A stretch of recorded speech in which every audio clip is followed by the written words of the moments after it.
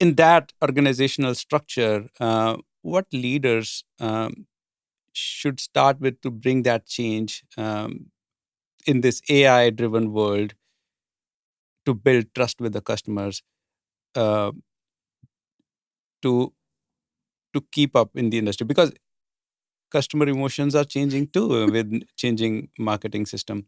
So yeah. So how do you feel like it? Honestly, data-driven decisions. Data-driven decision. If you stop looking at a contract as a bunch of words done by those lawyers, and you start asking for data points, back why positions are taken, and what's in the data that led us to do this, can we improve our positions based on the data? When you as a leader embrace that contracts is not just a bunch of words, that it is actually structured data, that structured data can enable you to make better decisions. In fact, those decisions could and should be dynamic. Okay. Then you truly are becoming a modern leader.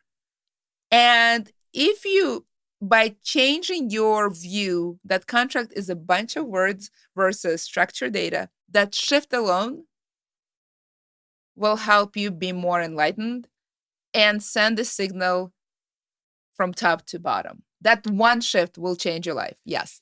So your perspective is like automating processes, relying on data, and make dynamic data-driven decisions to streamline the operations and make it move fast. That's right. That I think that's the golden standard in operations generally. So Generally, why yeah. are your contracts an exception to that? Yes. So yeah. So contracts should be operationalized. Absolutely. If you think it's something your lawyers do, you live in 1960s. That's a big statement, and sounds great. Okay. All right. So uh, great conversation so far. So one last thing, Olga. I've learned a lot from you today. If you would like to hire somebody uh, to manage contracts for you, who would you look for? Like the ideal candidate profile?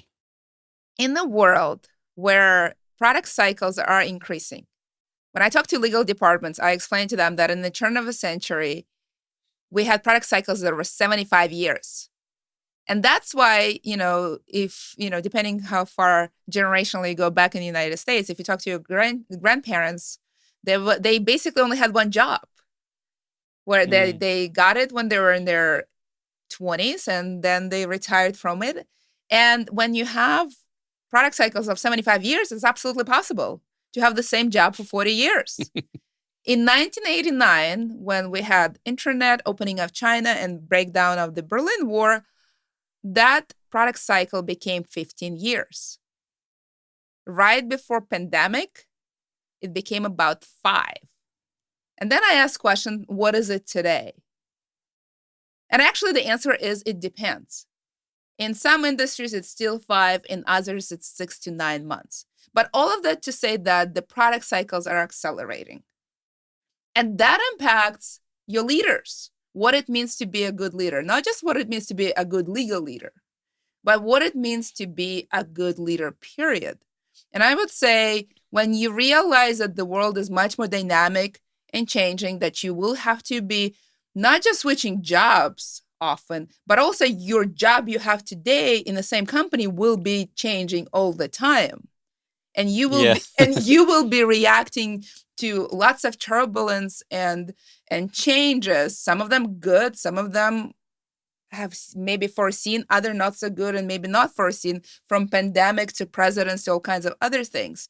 I would say a couple of things that I would look for in a leader independent of a function. One is flexibility, as opposed to being doctrinal. 2 is data-driven decision making. That fluency with numbers is mission critical, because you won't be able to be conversation about changing trends unless you're actually measuring them.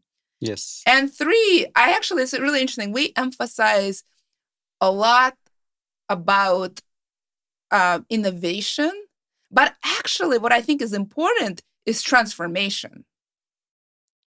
Yes. And that ability, that flexibility, data driven decision making, that what allows you, that A B testing we talked about, that what allows a leader say, we expected X, but we deal with Y. And for us to be successful in Y, we need to try a few things, see what works better, compare and contrast, dynamically change and move forward. Then notice that something else happens.